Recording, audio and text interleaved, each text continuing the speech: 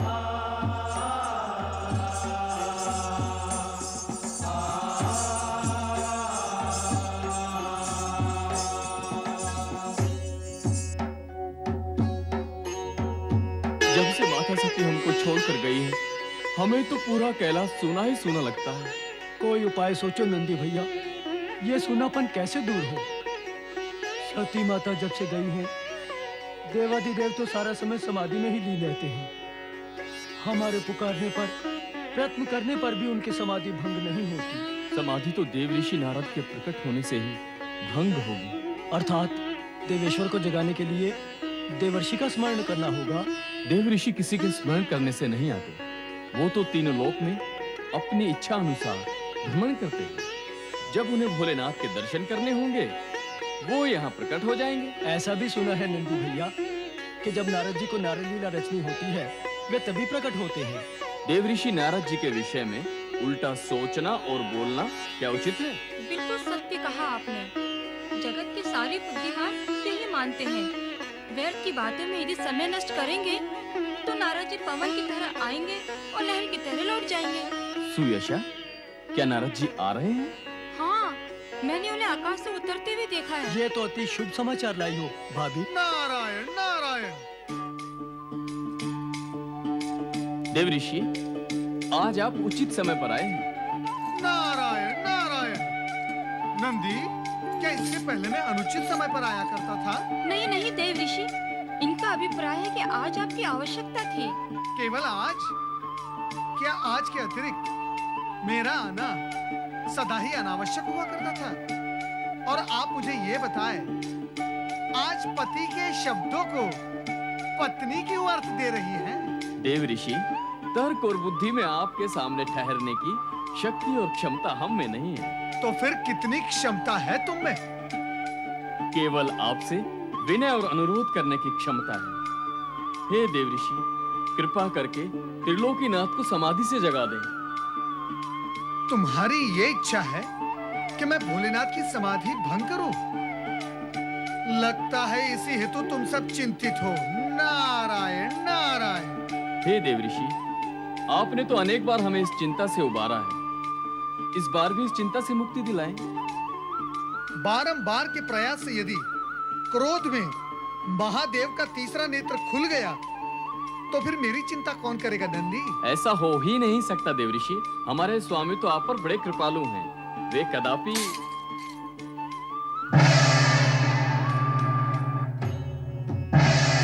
नमः शिवाय, ओम नमः शिवाय, ओम नमः शिवाय, ओम नमः शिवाय, ओम नमः शिवाय, ओम नमः शिवाय, ओम नमः शिवाय, ओम नमः शिवाय। देवादिदेव महादेव के श्री चरणों में नारद का प्रणाम स्वीकार हो। सदा जगत कल्याण का ध्यान करने वाले नारद, क्या तुम भी यहाँ अपने कल्याण की कामना लेकर आए हो? हे त्रिकालदर्शी, आपको ज्ञात है कि जगत के कल्याण में ही नारद अपना कल्याण मानता है। जो लोग ऐसा मानते हैं और करते हैं, केवल उन लोगों को ही आपकी कृपा प्राप्त होती है। तो यहाँ आने और हमें समाधि से विचलित करने का कारण? आपके दर्शन, मात्र आपके दर्शन ही मेरा प्रयोजन है। नारद, अकारण तो तुम कुछ करते ही नहीं। इस दर्शन के कार्य में भी कारण अवश्य होगा। अब क्या निवेदन करूं देवेश्वर? माता सती के न होने से कैलाश के वातावरण में शून्यता व्याप्त हो गई है। आप तो समाधि में लीन हो जाते हैं, किंतु आपके शिवगण नंदी, भृंगी कहां जाएं, क्या करें? क्यों? इन्हें क्या कष्ट है? शून्यता ही सबसे बड़ा कष्ट है देव। ये सब आपके समाधि से जागृत होने की प्रतीक्षा करते रहते हैं कि कब आप जागे और आपके दर्शन पाकर, आपकी वाणी सुनकर अपनी शून्यता को कुछ भर सके।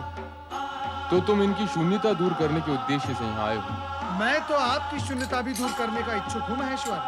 और मैं ही क्यों, समस्त देवगण, शिवगण, सभी की ये इच्छा है। इससे तुम्हें या देवगणों को क्या लाभ होगा? महेश्वर, बिना लाभ के कभी कोई इच्छा व्यक्त नहीं करता। तुम कौन से और किसके लाभ की बात कर रहे हो नारद? लोक कल्याण की, प्राणी मात्र के हित की, जगत के लाभ की बात कर रहा हूं। देवेश्वर, यदि आपकी कृपा से तामसिक गुण हटकर सात्विक गुण की वृद्धि करता है तो ये सबके हित की बात है।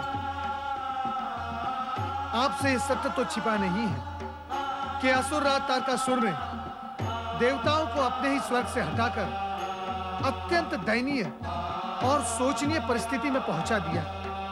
महेश्वर, देवताओं की दुर्दशा का कोई उपाय कीजिए। उपाय तो सृष्टि के रचयिता ब्रह्मा जी ही कर सकते हैं। उन्हीं के दिए हुए वरदान से अहंकारी होकर तारकासुर अनीति और अन्यायपूर्ण कार्य कर रहा है। उचित यही होगा कि तुम उन्हीं के पास जाओ।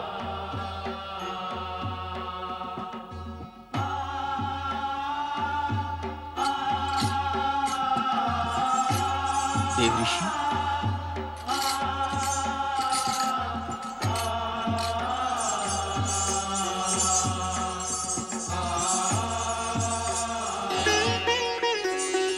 अब क्या होगा देव ऋषि? नंदी, जो भी होगा शुभ ही होगा।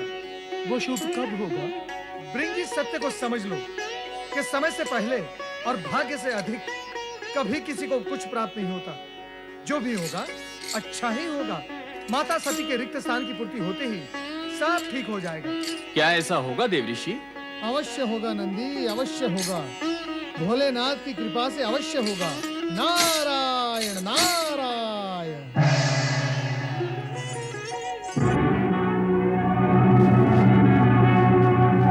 तारकासुर ने तो हमें छोड़ दिया, किंतु उसके असुर सैनिक हमारा पीछा नहीं छोड़ेंगे। कैसा प्रतिकूल समय आया है। देवता होकर भी हमें यहाँ वहाँ भटकना पड़ रहा है। कब तक ये कष्ट भोगेंगे हम? क्यों ना हम सब देवता मिलकर इन दुष्ट राक्षसों का सर्वनाश कर दें? अच्छा, तो तुम हमारा सर्वनाश करोगे? हमारे स्वामी तारकासुर ने तुम पे दया करके तुम्हें छोड़ दिया, तो तुम उनके ही विरुद्ध षड्यंत्र कर रहे हो, और हम तुम्हें दंड दिए बिना नहीं छोड़ेंगे।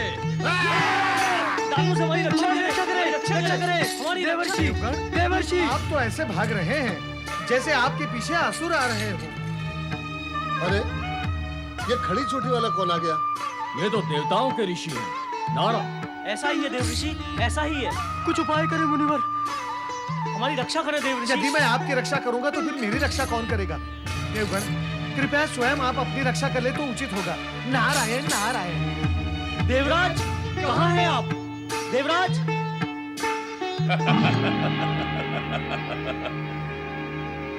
स्वर्ग पर अधिकार पा लेने के पश्चात मदिरा पान का आनंद ही कुछ और है। क्षमा महाबली, क्षमा क्षमा महाबली, क्षमा। किस अपराध के लिए क्षमा मांग रहे हो सेनापति? महाबली, आपके विरुद्ध षड्यंत्र रचने वाले देवताओं को लेकर हम आपके पास आ रहे थे, किंतु खड़ी चोटी वाले मुनि नारद मार्ग में मिल गए। वो हमें बातों में लगाकर उन्हें बचा कर ले गए। सेनापति, तुम हमारे विनाश के बोल न बोलो। नहीं स्वामी, मैं ऐसे क्यों बोलूंगा? हम देवताओं को पराजित करके स्वर्ग के अधिकारी बने हैं। यदि तुम एक तुच्छ मुनि जैसे प्राणी से पराजित होकर लौटोगे तो क्या यह विनाश का लक्षण नहीं? भविष्य में ऐसी भूल नहीं होगी स्वामी। भविष्य को तो तुम अंधकार में खोकर आए हो सेनापति। देवताओं को हमारे विरुद्ध षड्यंत्र करने का प्रोत्साहन मिल गया है। यदि हमने समय रहने पर देवताओं को दंडित न किया तो समय आने पर वही हमारे विरुद्ध षड्यंत्र करके हमसे स्वर्ग छीन लेंगे। ऐसा नहीं होगा महाबली, मैं ऐसा नहीं होने दूंगा। जाओ तुम।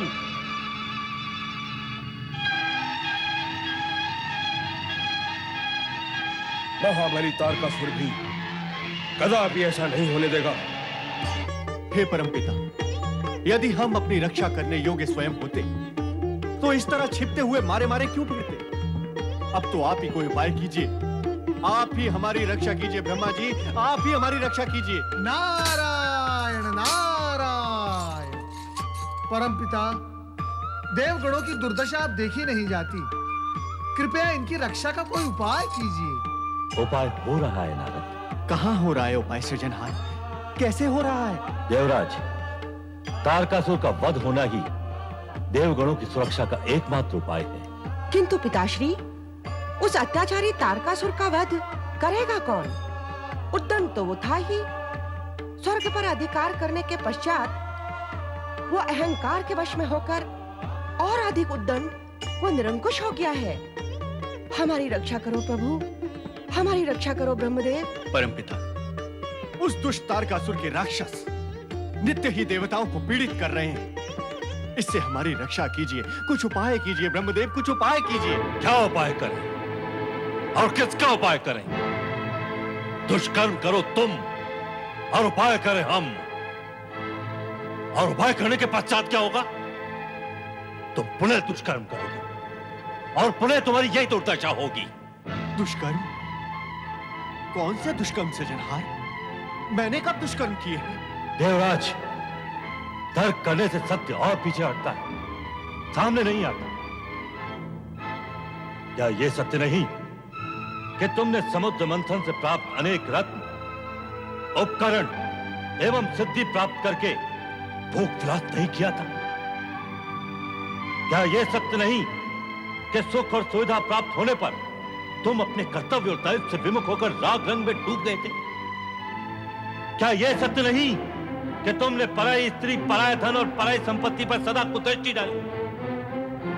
अरे, तुम्हें इंद्रासन इसलिए तो प्राप्त नहीं हुआ था कि तुम सर्वाधिकारी बनकर स्वर्ग की केवल सुविधाएं भोगते रहो, दूसरों को कष्ट देकर उनका शोषण करके केवल अपने स्वर्ग को सतरंगी बनाओ। तुम ये सब करते रहे। शची, तुम भी चुप रहे। यदि तुम्हारी भोग वृत्ति का इसने समय रहते विरोध किया होता तो न आज तुम कष्ट में होते, न तुम्हारा ये देव परिवार भटक रहा होता। नारायण नारायण। देवराज इंद्र, पिताश्री के कहने का तात्पर्य यही है कि गुड़ खाकर किसी ने नमक का स्वाद लिया है। जैसे जल में मछली आटा देखकर लपकती है, किंतु जल में ऐसा कोई आटा नहीं जिसमें कांटा ना हो। अनावश्यक भोग के पीछे रोग, अधिक क्रीड़ा के पीछे पीड़ा और छीना झपटी से प्राप्त किए हुए सुख के पीछे सदा दुख ही खड़े रहते हैं।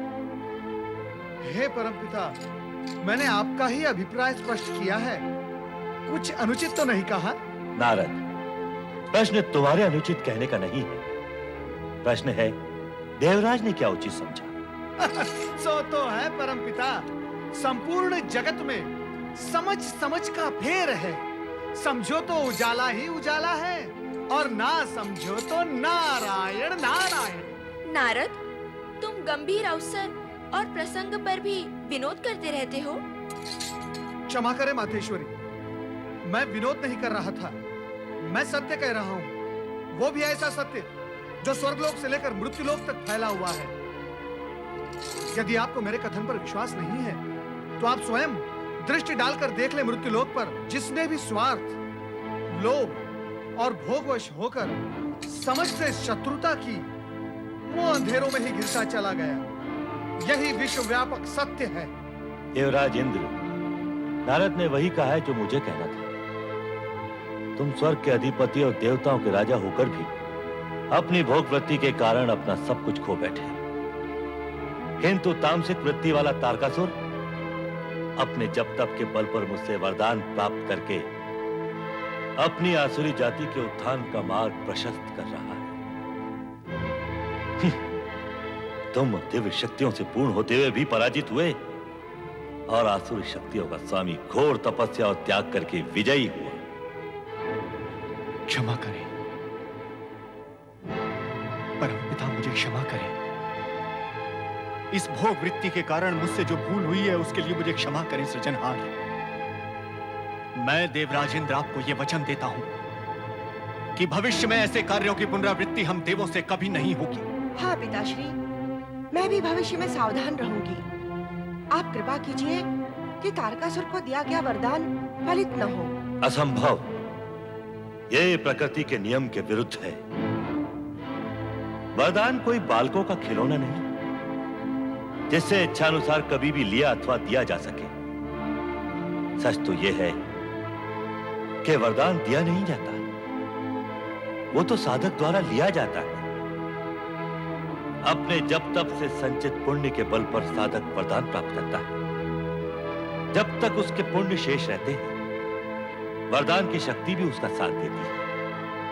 पुण्य के क्षीण या समाप्त होते ही वरदान भी अपना प्रभाव खोने लगता है। तारकासुर का पुण्य जब तक उसके अपने साथ है, उसका कुछ भी अहित नहीं हो सकता। अर्थात प्रतीक्षा करनी होगी। अन्य कोई उपाय नहीं। देवराज इंद्र और समस्त देवगण, आप सबको अपना धैर्य धारण करके उस दिन की प्रतीक्षा करनी होगी जिस दिन तारकासुर का पुण्य समाप्त हो जाएगा। इसके पश्चात तो तारकासुर का वध हमारे हाथों हो जाएगा ना परमपिता? नहीं, तारकासुर का वध तुम्हारे हाथों नहीं होगा। तो उसका वध कौन करेगा? हमारी रक्षा कौन करेगा परमपिता? उसका वध शिवजी के पुत्र के हाथ होगा। महादेव पुत्र? शिवजी का पुत्र? किंतु माता सती ने तो आत्मदाह कर लिया है। इतना आश्चर्यचकित होने की आवश्यकता नहीं है जितना आप प्रकट कर रहे हैं। सती के न होने से शिवपुत्र कहां से आएगा? यह प्रश्न तो सरल ही है। शिव का विवाह होगा, विवाह के पश्चात पुत्र की उत्पत्ति होगी और उसी पुत्र के द्वारा तारकासुर का वध होगा। परमपिता, मेरा अभिप्राय है कि आप या शिवजी तारकासुर का वध क्यों नहीं कर देते? यह भी संभव नहीं है। मैंने उसे वरदान दिया है और शिवजी अकारण प्रत्यक्ष रूप से प्रकट नहीं होते। तो फिर शिवजी का पुत्र ही क्यों? तारकासुर का वध तो कोई भी कर सकता है। उसका पुण्य क्षीण होने पर यह कार्य किसी के लिए भी संभव होगा। ऐसा नहीं है। ऐसे संस्कारी और शक्तिशाली प्राणी को वही मार सकता है जो तपस्वी, तेजस्वी, ओजस्वी, लोक कल्याणकारी, निरहंकारी, परम पुण्य एवं पवित्र अंश से उत्पन्न हुआ हो। और ये गुण केवल शिव के अंश में ही विद्यमान हो सकते हैं। तारकासुर जैसे योगवादी असुर का वध करने के लिए भोग वृत्ति वाला नहीं, योग वृत्ति वाला ही समर्थ हो सकता है। और इस जगत में शिव से बड़ा योगी है ही कौन? किंतु परमपिता, क्या शिवजी विवाह करेंगे? वे तो सदा ही सती के वियोग में समाधिस्थ रहते हैं। क्या उनके विवाह की कोई संभावना है? निश्चय ही है, क्योंकि सती के दिए वरदान के अनुसार शक्ति का आगामी अवतार हिमालय राज और उनकी पत्नी मैना रानी की पुत्री के रूप में होगा। परमपिता, क्या आप शक्ति माता का आगामी अवतार भी होगा? हाँ, उन्होंने वरदान दिया है तो अवश्य ही होगा। परमपिता, माता सती ने कब, क्यों और किसको वरदान दिया था, ये आप स्पष्ट करेंगे तो देवगणों का मन आश्वस्त होगा। एक समय हिमालय राज रानी मैना देवी के मन में सती को पुत्री रूप में पाने की इच्छा जागृत हुई। इस हेतु उन्होंने कैलाश के एक एकांत शिखर पर शक्ति आराधना आरंभ की। ओम आइं ह्रीं क्लीं चामुंडायै विच्चै नमः। ओम आइं ह्रीं क्लीं चामुंडायै विच्चै नमः। ओम आइं ह्रीं क्लीं चामुंडायै विच्चै नमः। ओम आइं ह्रीं क्लीं चामुंडायै विच्चै नमः। ओम आइं ह्रीं क्लीं चामुंडायै विच्चै नमः। ओम आइं ह्रीं क्लीं चामुंडायै विच्चै नमः। ओम आइं ह्रीं क्लीं चामुंडायै विच्चै नमः। ओम आइं ह्रीं क्लीं चामुंडायै विच्चै नमः। ओम आइं ह्रीं क्लीं चामुंडायै विच्चै नमः। ओम आइं ह्रीं क्लीं चामुंडायै विच्चै नमः। ओम आइं ह्रीं क्लीं चामुंडायै विच्चै नमः। महारानी मैना देवी, जागो, जागो मैना देवी।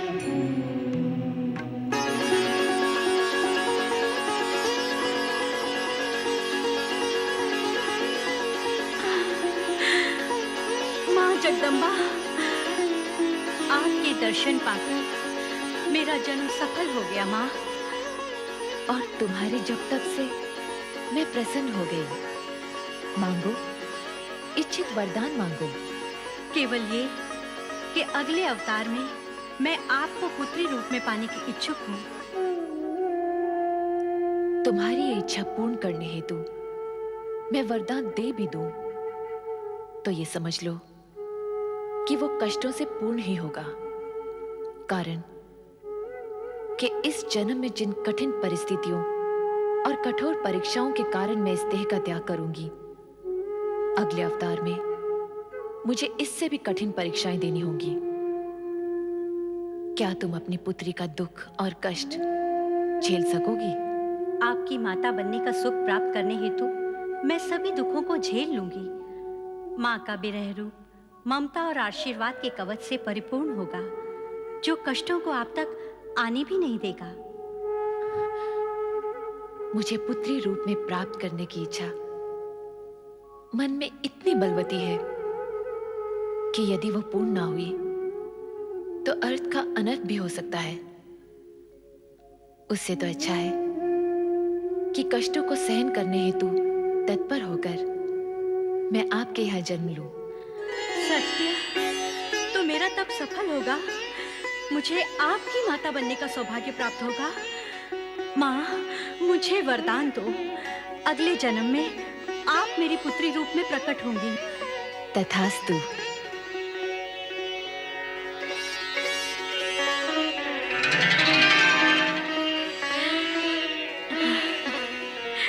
यह अटल सत्य है कि सती के दिए हुए वरदान के अनुसार सती के पुनः नारी अवतार के माता पिता बनने का श्रेय हिमालय राज और मैना को प्राप्त होगा। देवराज इंद्र, इस हेतु आप सभी देवगणों को मैना रानी और हिमालय राज के पास जाकर उन्हें सती के वरदान का स्मरण कराते हुए शक्ति आराधना के लिए प्रेरित करना होगा।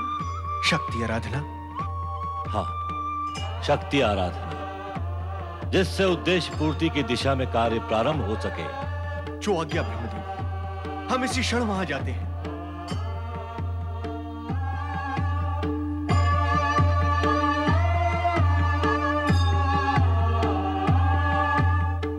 परम पिता, देवगणों को तो आपने मैना रानी और हिमालय राज के पास भेज दिया, परंतु क्या उनकी शक्ति आराधना सफल होगी? तुम्हें शंका क्यों है नारद? शक्ति तो शिवजी की अर्धांगिनी है। सती के अग्नि प्रवेश पश्चात शिवजी का वैराग्य बढ़ गया था। हे परमपिता, क्या ऐसी स्थिति में शिवजी शक्ति को अवतार लेने की सम्मति देंगे? नारद, जब तुम इस सत्य को स्वीकार करते हो कि शक्ति सदा शिव की अर्धांगिनी है, तो यह भी स्वीकार करो कि वो सती के वरदान को अपूर्ण नहीं रहने देंगे। सती के वरदान की पूर्णता में शिव लीला का योगदान भी अवश्य होगा। ब्रह्म वाक्य सत्य ही होगा। नारायण नारायण। आपको तो स्मरण ही होगा महारानी मैना रानी कि सती माता ने आपके यहाँ पुत्री रूप में जन्म लेने का वरदान दिया था। वरदान मुझे दिया था? सती माता ने मेरे घर पुत्री बनकर पैदा होने का? लगता है समय व्यतीत होने के साथ साथ आप सब कुछ भूल गई हैं। हाँ मैना रानी, आपने सती माता की आराधना की थी, जिससे प्रसन्न होकर सती माता ने आपको ये वरदान दिया था कि वो पुत्री के रूप में आपके यहाँ जन्म लेंगी।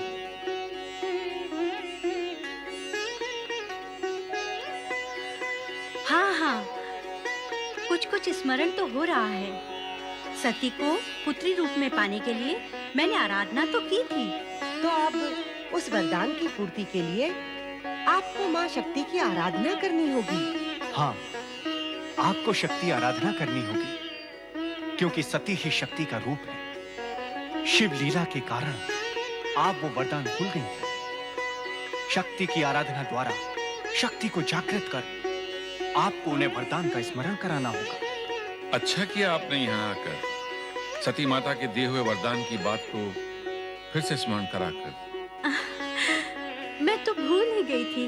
अब स्मरण हो गया है तो माँ शक्ति का भी स्मरण कीजिए।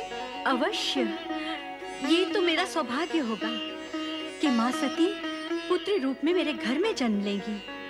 मैं निश्चित रूप से माँ शक्ति की आराधना करूंगी। विधाता की अपार कृपा से हमें ये दुर्लभ अवसर प्राप्त हुआ है। हम अवश्य ही शक्ति माता की आराधना करेंगे। इसी में हम सबका कल्याण है। आगे शिव जी की इच्छा।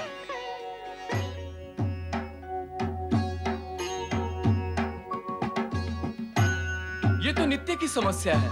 भोलेनाथ को समाधि से जगाएं कैसे? उन्हें बारंबार जगाने की आवश्यकता क्या है स्वामी? सुयशा, सोच विचार कर बोलो। भोलेनाथ इसी प्रकार समाधि में लीन रहे तो क्या हम अनाथों की भांति रहेंगे? ये निरंतर समाधि क्या उनको वैराग्य की ओर नहीं ले जाएगी? हमारा क्या होगा? वो तो हमारे स्वामी हैं। उनके बिना हमारा पोषण और रक्षा कौन करेगा? क्षमा करे स्वामी, भूल हो गई। भोलेनाथ की समाधि तो देवऋषि नारद ही भंग कर सकते हैं। किंतु देवऋषि नारद है कहाँ? उनको बुलाएं कैसे? वो कब आएंगे? कब भोलेनाथ जागेंगे? उनके आए बिना कुछ भी संभव नहीं है। संभव है नंदी भैया, ये संभव है। देवर्षि नारद तो तीनों लोकों का भ्रमण करते हैं। हम सब मिलकर उनका आह्वान करें तो वे अवश्य प्रकट होंगे। हाँ नंदी महाराज, हम सब मिलकर उनका आह्वान करते हैं। क्यों श्वेसा, ये उपाय उचित है? हाँ स्वामी, ऐसा करना उचित होगा। हे ब्रह्मा जी के मानस पुत्र, हे ऋषियों में श्रेष्ठ देव ऋषि नारद जी, हम आपका आह्वान करते हैं। ओम ब्रह्मपुत्र नारदाय नमः।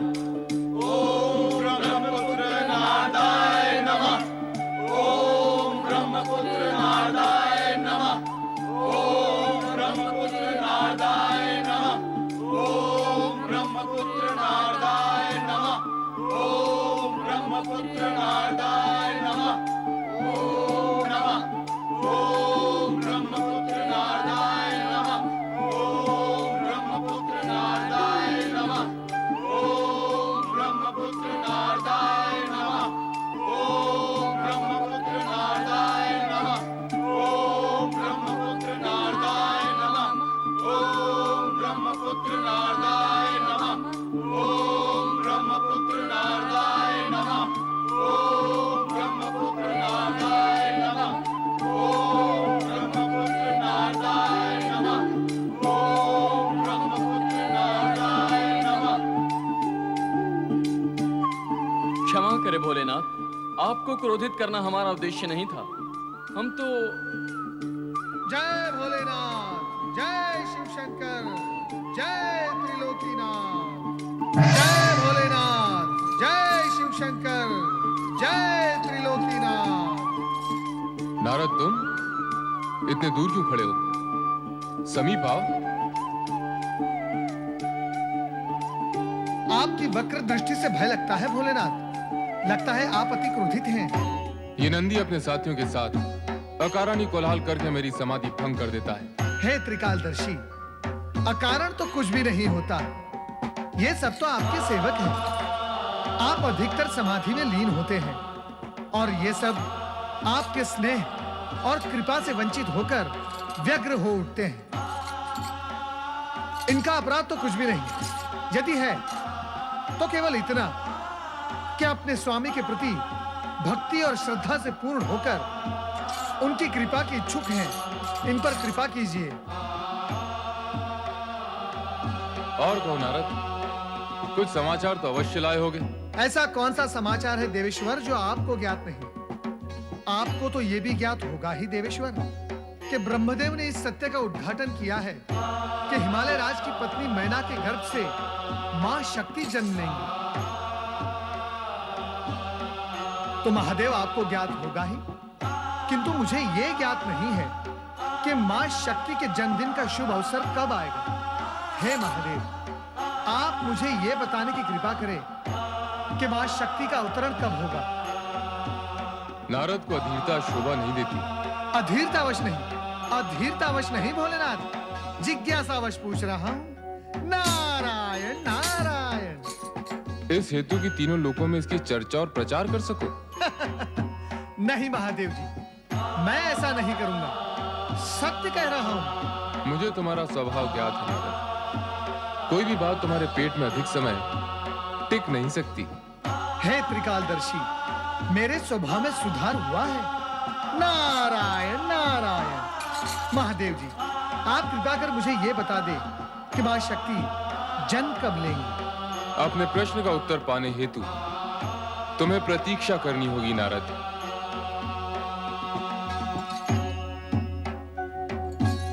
नारायण नारायण। व्यर्थ की चिंता न करो नंदी। निकट भविष्य में वो समय आ रहा है जब तुम्हें देवादिदेव को समाधि से जगाने के लिए मेरी प्रतीक्षा नहीं करनी पड़ेगी। अर्थात आनंद ही आनंद, परंतु ये होगा कैसे? नंदी, अपने प्रश्न का उत्तर। कहाँ हो प्रिय? सुनंदा, तुम्हारी स्वामिनी दिखाई नहीं देती, कहाँ है वो? महाराज, प्रातः काल से मैं भी उन्हें खोज रही हूँ। यदि मिल जाएं तो हमें सूचित करना। जी महाराज। प्रणाम महाराज। प्रतिहारी जी महाराज। क्या तुमने महारानी मैना को देखा है? अनेक बार देखा है स्वामी, जब से आपकी सेवा में हूँ नित्य ही उन्हें देखता हूँ। नर बुद्धि, हम पूछ रहे हैं क्या तुमने महारानी को आज देखा है? क्या तुम बता सकते हो कि वो कहाँ है? क्षमा करें महाराज, विगत कुछ दिनों से मैं उनके दर्शन नहीं कर सका हूँ। महारानी कहाँ गई होगी? महाराज, कुलगुरु ऋषि गर्ग पधार रहे हैं। गुरुदेव, अपने सेवक का प्रणाम स्वीकार करें। आयुष्मान भव, कल्याण भव। पधारिए गुरुदेव।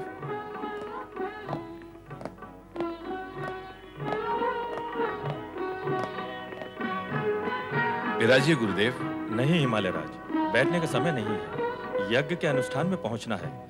मैं तो केवल तुम्हें एक शुभ सूचना देने आया हूँ। कहिए ना गुरुदेव।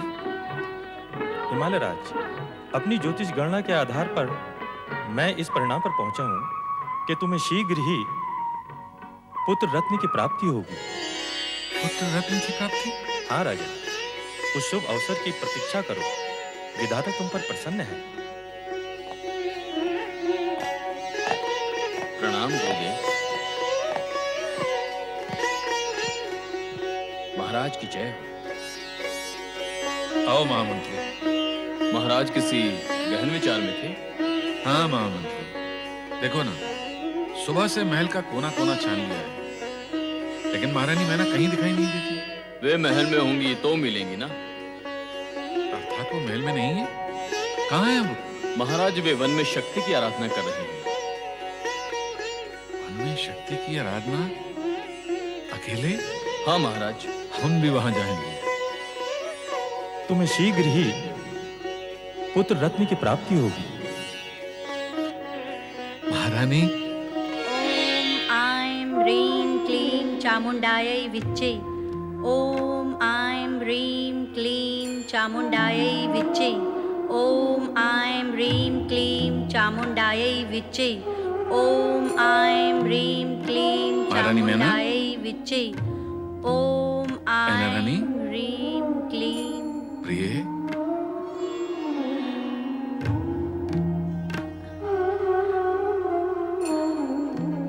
स्वामी, आप यहाँ? आश्चर्य तो मुझे होना चाहिए महारानी। मैं जिज्ञासु हूँ ये जानने के लिए कि आप यहाँ इस निर्जन वन में अकेले। हम दोनों ने साथ साथ शक्ति की आराधना का निश्चय किया था, फिर आप मुझे अकेला छोड़कर क्यों चली आई? स्वामी, आप माँ सती के वरदान की बात भूल गए क्या? यह आराधना तो मुझे अकेले ही करनी है। मैं भूला नहीं हूँ प्रिय। तुम यहाँ सती को अपनी पुत्री के रूप में पाने के लिए आराधना कर रही हो, और वहां कुल गुरु ऋषि गर्ग ने भविष्यवाणी की है कि हमें पुत्र रत्न की प्राप्ति होगी। स्वामी, आपने तो मुझे दुविधा में डाल दिया है। दुविधा में या हर्ष में? स्वामी, मैं आपसे विनती करती हूँ कि माँ शक्ति की आराधना मुझे अकेले ही करने दीजिए। पर महारानी, हमारे कुलगुरु ऋषि गर्ग की भविष्यवाणी पर भी विचार करो, जो अटल है। उनके अनुसार हमें पुत्र। स्वामी, इस समय वो सब चर्चा ना करें, मुझे पीड़ा होती है।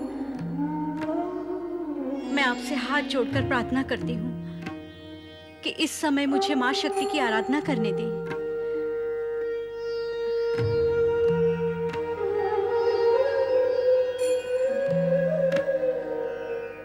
ओम आइम ह्रीं क्लीं चामुंडायै विच्चे।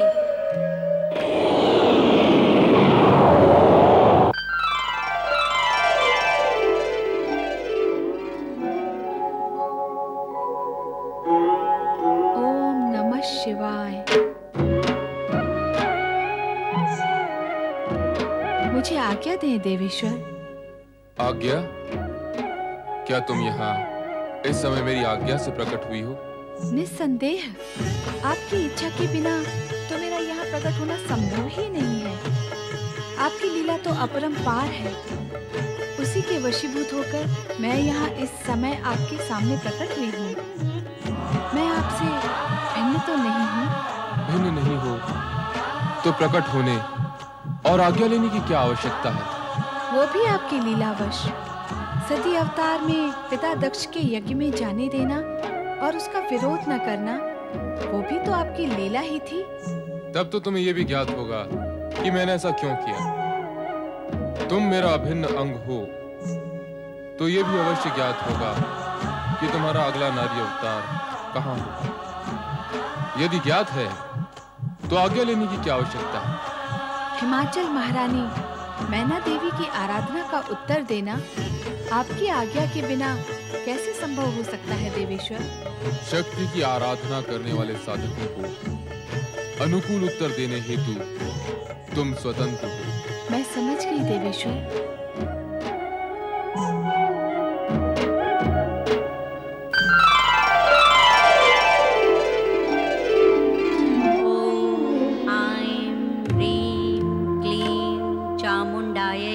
विच्चै।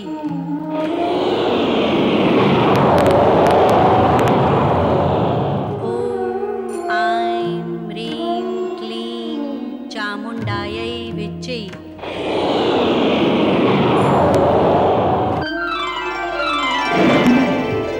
ओम ऐं ह्रीं क्लीं चामुण्डायै विच्चै।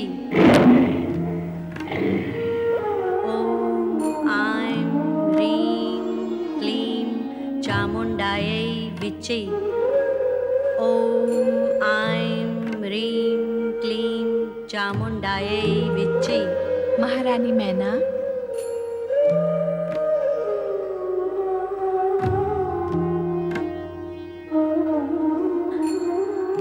माँ जगदम्बा। मैना रानी, मैं तुम्हारी भक्ति और आराधना से प्रसन्न हुई। माँ जगदम्बा, अब मुझे भी प्रसन्न कीजिए। आपने मेरे घर पुत्री बनकर जन्म लेने का जो वरदान मुझे दिया था, उसे पूर्ण करो माँ। उसी उद्देश्य की पूर्ति हेतु तो मैं प्रकट हुई हूँ। मैं पुत्री के रूप में तुम्हारे गर्भ से अवश्य जन्म लूंगी, किंतु ऋषि गर्ग की भविष्यवाणी और तुम्हारे पति की मनोकामना पूर्ण होने के पश्चात प्रथम तुम एक पुत्र की माता बनोगी, उसके पश्चात मैं जन्म लूंगी। उस समय की तुम्हें प्रतीक्षा करनी होगी। तुम्हारी आराधना पूर्ण हुई, अब तुम अपने महल लौट जाओ।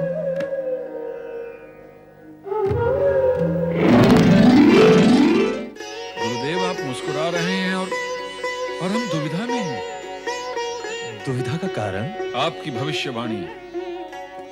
सती माता के वरदान अनुसार महारानी शक्ति की आराधना करने गई है कि उन्हें वो पुत्री के रूप में पा सकें, और आपकी भविष्यवाणी के अनुसार हमें पुत्र रत्न की प्राप्ति होगी। दोनों ही बातें असत्य नहीं हो सकती। तो सत्य क्या है गुरुदेव? क्या सत्य है गुरुदेव? हमें पुत्र रत्न की प्राप्ति होगी अथवा पुत्री की? दोनों। दोनों गुरुदेव? हाँ राजन, मैना महारानी पहले पुत्र को जन्म देगी, फिर पुत्री को। हाँ स्वामी, माँ शक्ति ने भी यही वरदान दिया है जो राजगुरु गर्ग कह रहे थे। मेरा प्रणाम स्वीकार हो। अखंड सौभाग्यवती भव, पुत्रवान भव, पुत्रीवान भव। अब तो तुम्हारी दुविधा दूर हुई राजन? हाँ गुरुदेव, माँ शक्ति की कृपा और आपके आशीर्वाद से अब कोई दुविधा नहीं। हमारी मंगल कामना और आशीर्वाद सदा तुम्हारे साथ है राजन।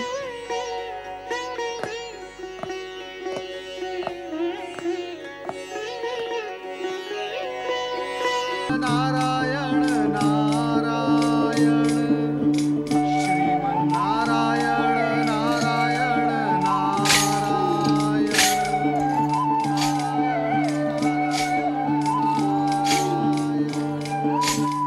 श्रीमन नारायण नारायण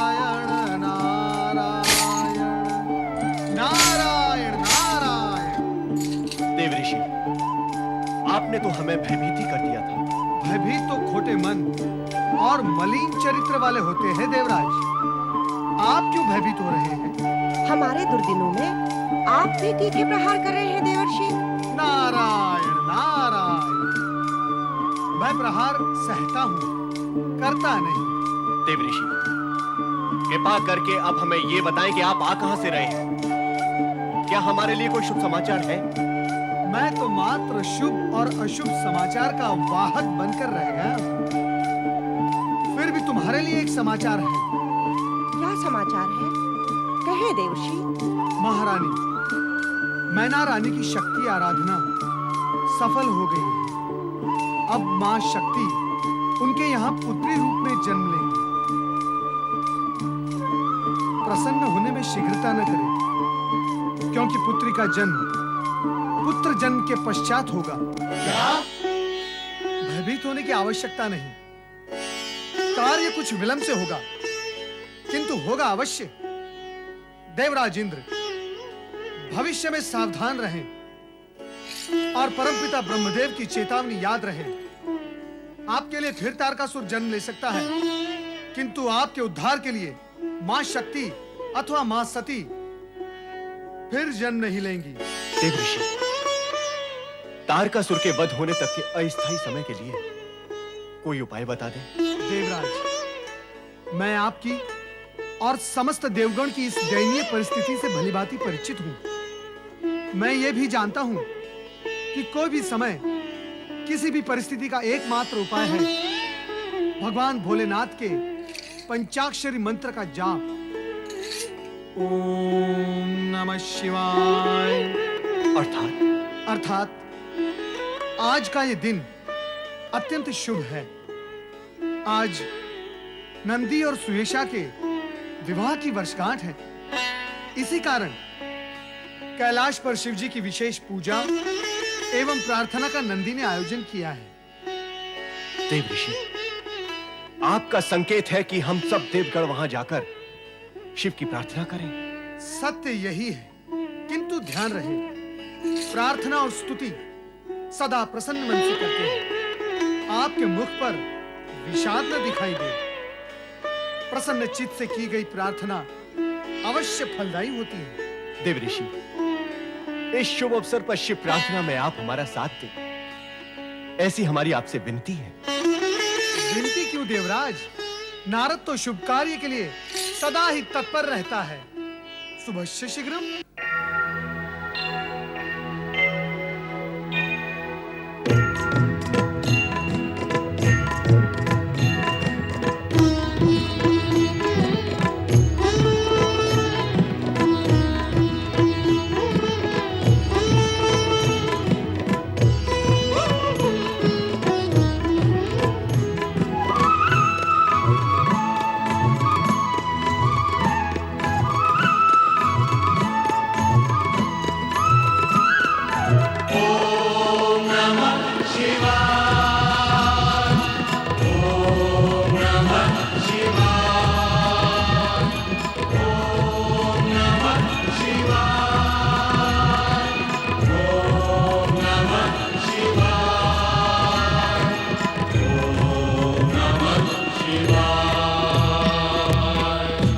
जल थल में हर एक पल में दसों दिशाओं में भोर निशा में।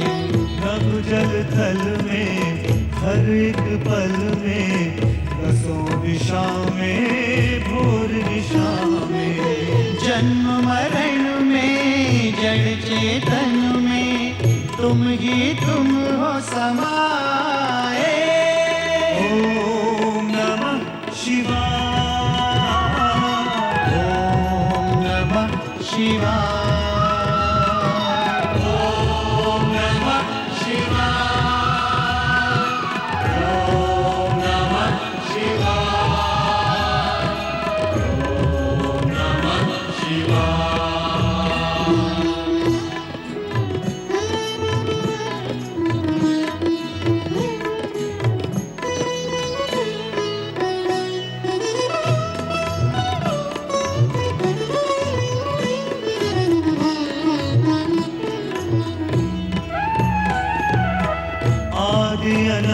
करता तुम भयहंता कैलाशवासी हो अविनाशी आदि अनंता तुम भयहंता कैलाशवासी हो अविनाशी हो सुख करता तुम दुख हरता हर संकट के उपाय ओम नमः शिवाय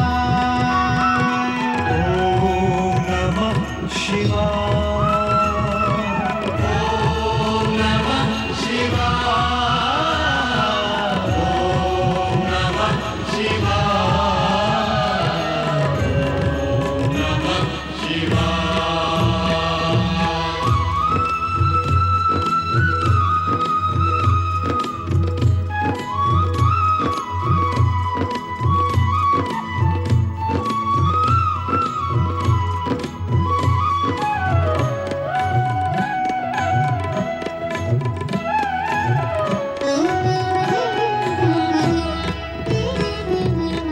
सर्जक हो तुमसे सृष्टि दृश्य तुम्हीं से तुमसे दृष्टि सर्जक हो तुमसे सृष्टि दृश्य तुम्हीं से तुमसे दृष्टि चार अवस्था आठ प्रहर तुमसे मन हर्षाए ओम नमः शिवाय ओम नमः शिवाय ओम नमः शिवाय ओम नमः शिवाय ओम नमः शिवाय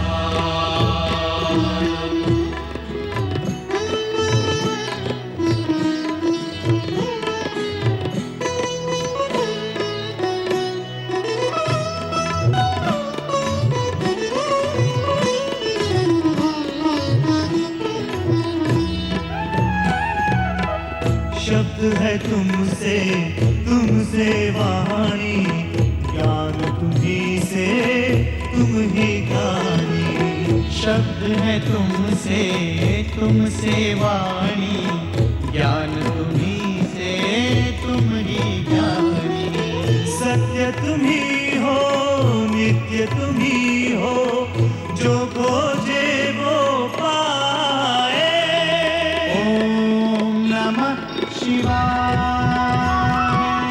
ओम नमः शिवाय ओम नमः शिवाय ओम नमः शिवाय ओम नमः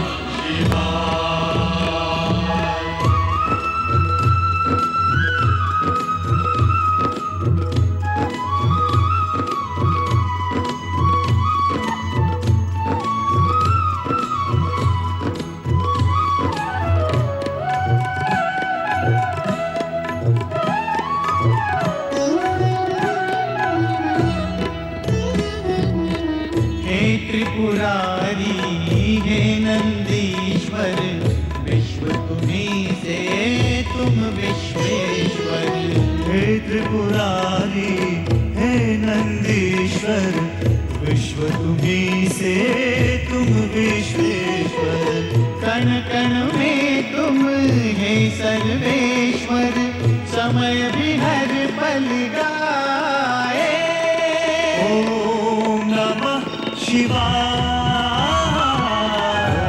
ओम नमः शिवाय ओम नमः शिवाय ओम नमः शिवाय ओम नमः शिवाय ओम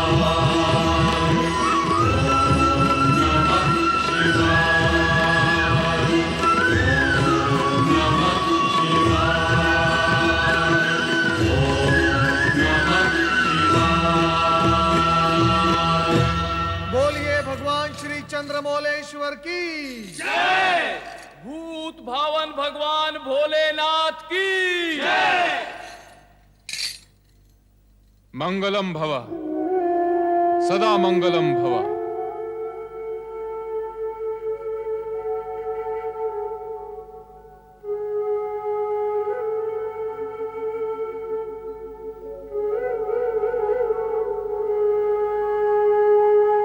देवराज, तुम्हारे मन का विषाद चेहरे पर उभर आया है।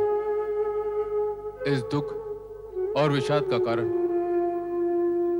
देवेश्वर, मंगलमय होने के आशीर्वाद के पश्चात इन दुखों का कोई कारण तो नहीं होना चाहिए, किंतु क्या करें? तारकासुर के अत्याचारों की पीड़ा और कष्टों की अग्नि परीक्षा हमारा पीछा नहीं छोड़ रही है देवेश्वर। आपका आशीर्वाद फलित हो तो पीछा छूटे हमारा इन कष्टों से। नारायण नारायण। हे त्रिकालदर्शी, आप देवराज को यह बताएं कि आपका आशीर्वाद कब फलेगा। देवराज, अभिशाप और दुर्भावनाएं अवश्य शीघ्र फलित होते हैं, किंतु वरदान और मंगल कामनाएं फलित होने में समय लेते हैं। ऐसा क्यों होता है देवाधिदेव? इस कारण कि वरदान पुण्यों का फल होता है और शाप कुकर्मों का। सत्य ये भी है कि प्राणी पुण्य के कर्म कम और विलंब से करता है, किंतु दुष्कर्म करने में विलंब नहीं करता और दीर्घ काल तक करता रहता है। हाँ भोलेश्वर, प्राणी को दुष्कर्म करते समय बड़ा सुख मिलता है। ऐसा करते समय वो ये सोचता ही नहीं कि दुष्कर्मों का परिणाम अर्थात हमें मिलने वाले आशीर्वाद हमारे दुष्कर्मों के कारण फलित नहीं हो रहे हैं प्रभु। भोलेनाथ का तात्पर्य यही है देवराज। किंतु हमने कौन से ऐसे कर्म किए हैं प्रभु जिनके कारण हमें ये कष्ट भोगने पड़ रहे हैं? वातावरण में ताप अधिक हो तो यह निश्चित है कि ग्रीष्म काल के प्रभाव से ऐसा हो रहा है। अधिक शीत के कारण यदि तन में कंप होता है तो यह प्रश्न करने की आवश्यकता नहीं कि क्या ये शीतकाल है। परिणाम के मूल में कारण अवश्य छिपा होता है। आप केवल इतना बताइए भगवान कि कारण का प्रभाव और परिणाम की अवधि कब समाप्त होगी? तारकासुर के अत्याचारों का अंत कब होगा? सदाशिव कब होगा? वो तो तारकासुर का अंत होने पर ही संभव होगा देवराज, है ना भोलेनाथ? पर उसका अंत कब होगा? ब्रह्मा जी के वरदान का प्रभाव समाप्त होने पर। अब यह प्रश्न करने की आवश्यकता नहीं कि उनके वरदान का प्रभाव समाप्त कब होगा। इसका उत्तर यही है कि प्राणी के पुण्य कर्म वरदान के रूप में उसका साथ देते हैं। यदि पुण्य कर्म दिशा बदलकर दुष्कर्म की खाई में गिर पड़े तो वरदान का प्रभाव समाप्त हो जाता है। तारकासुर जिस गति से अनीति और अन्याय के मार्ग पर बढ़ रहा है, उसके फलस्वरूप उसके अंत काल में अधिक समय नहीं है। अधिक समय नहीं है, किंतु समय अवश्य है। समय पर किसी का वश नहीं देवराज, तुम्हें प्रतीक्षा तो करनी होगी। अन्य उपाय भी क्या है देवेश्वर? जब तक तारकासुर के पुण्यों का प्रभाव समाप्त नहीं हो जाता तब तक प्रतीक्षा तो करनी ही होगी। इस प्रकार यदि विचार करोगे देवराज तो यह प्रतीक्षा काल कष्ट में बीतेगा। तो कैसे विचार करूं देवऋषि? अर्थात प्रतीक्षा करके। अर्थात अपने दुर्दिन और दुर्भाग्य के लिए स्वयं को ही दोषी मानना होगा। बुद्धिमान ऐसा ही करते हैं, क्योंकि उन्हें ज्ञान होता है कि दूसरों को दोषी मानने से दुष्टता बढ़ती है और ये बढ़ी हुई दुष्टता अंधकार की ओर ले जाती है, किंतु स्वयं को दोषी मानने से दोष दूर करने की प्रवृत्ति दोष घटाती है और ये मार्ग प्रकाश की ओर ले जाता है। ऐसी स्थिति में बुद्धिमत्ता इसी में है कि धर्म पे आचरण करते हुए अनुकूल समय की प्रतीक्षा की जाए।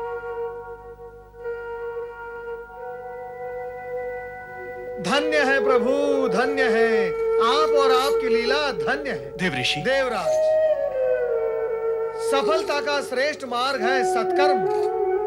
किए जा किए जा किए जा।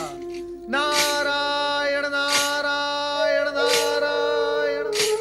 भारत माता की जय, भारत माता की जय, भारत माता की जय।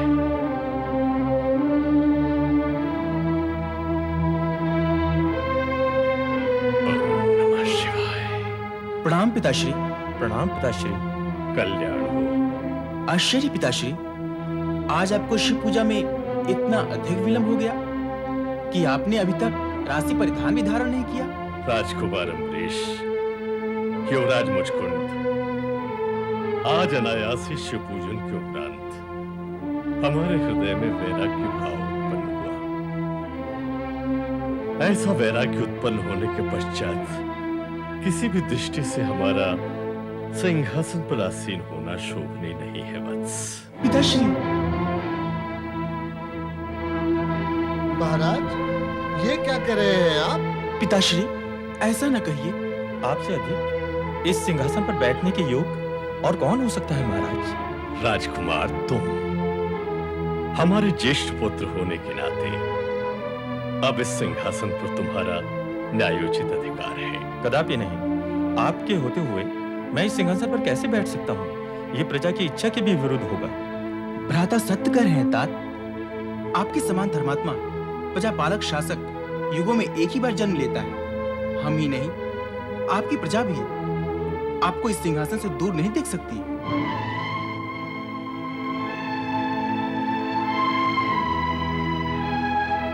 आप विराजिए पिताश्री।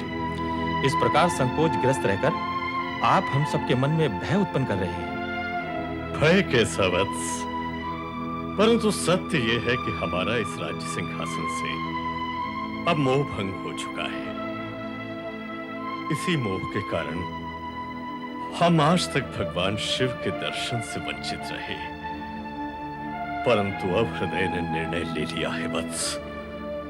भगवान शिव के दर्शन हेतु हम नर्मदा तीर्थ पर रहकर घोर तपस्या करेंगे। महाराज, अपने निर्णय को बदल दीजिए। आपकी अनुपस्थिति में हम ही नहीं, सारी प्रजा अनाथ हो जाएगी। आप सत्य कह रहे हैं महामंत्री जी। पिताश्री, सारा संसार जानता है कि आप जैसा महान शिव भक्त युगों युगों से इस पृथ्वी पर नहीं हुआ है। आपके राजा रहते हुए भी भगवान भोलेनाथ आपको दर्शन अवश्य देंगे। अमरीश सत्य कह रहे हैं तात। आपकी भक्ति से भोलेनाथ अवश्य प्रसन्न होंगे। नहीं बस, शिव पूजा के समय लिया गया संकल्प बदला नहीं जा सकता। यह निर्णय हमने भगवान शिव की प्रेरणा से ही लिया है। अब शासन का कार्यभार तुम्हें ही संभालना है। पिताश्री, अभी इसी क्षण हमारे युवराज मुशकुंद महाराज घोषित किए जाते हैं। बोलिए महाराज मुशकुंद की जय। महाराज मुशकुंद की, महाराज मुशकुंद की, महाराज मुशकुंद की।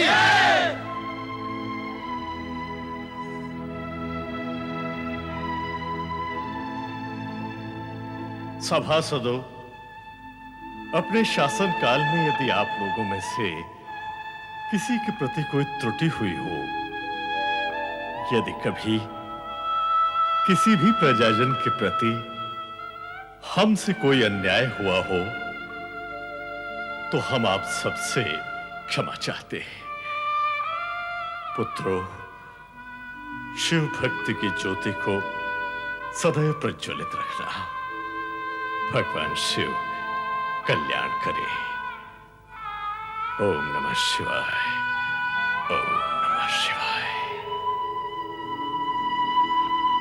महान शिव भक्त, अमर कीर्ति के धारक महाराज मानधाता की जय। महाराज मानधाता की जय। महाराज मानधाता की जय।